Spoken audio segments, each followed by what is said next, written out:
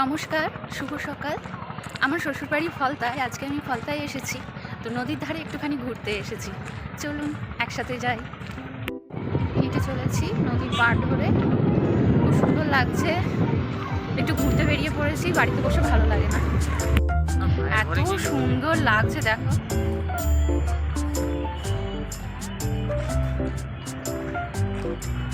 শহরের ব্যস্ত জীবন ছেড়ে একটুখানি ফিরে দেখা খুব ভালো লাগছে।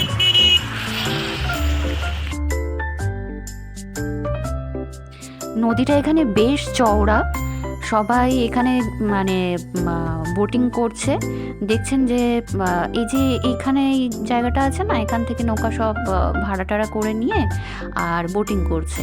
এই যে এখানেই দেখতে পাবেন, এইখানটায় দেখতে পাচ্ছেন, এইরকমভাবে সবাই যাচ্ছে। পিকনিক করতে এসেছে তো আসলে অনেকে।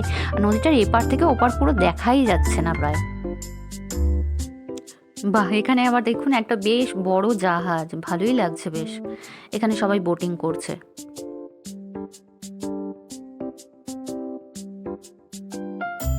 এই জায়গাটায় আবার সবাই মিলে বেশ পিকনিক করছে।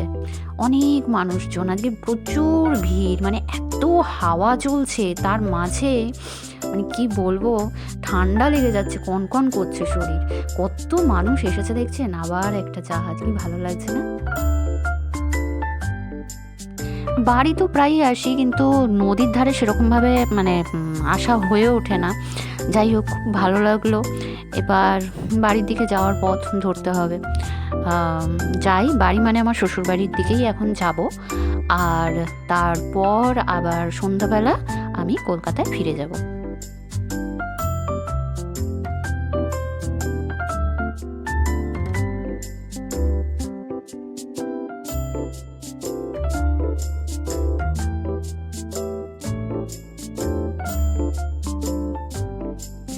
গ্রামের আঁকামাঁকা পথ দিয়ে যেতে বেশ ভালো লাগে। তো সত্যি খুব ভালো লাগছে। আজকে খুব সুন্দরভাবে দিনটা কাটছে। কি সুন্দর খড় বিছানো আছে দেখছেন, রাস্তা দিয়ে খড় বিছিয়ে রেখেছে।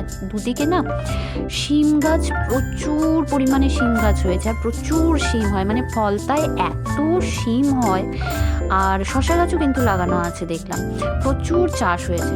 যাই হোক, এবার বাড়ি যাই, খাওয়া দাওয়া করবো। মাও বারবার ফোন করছে।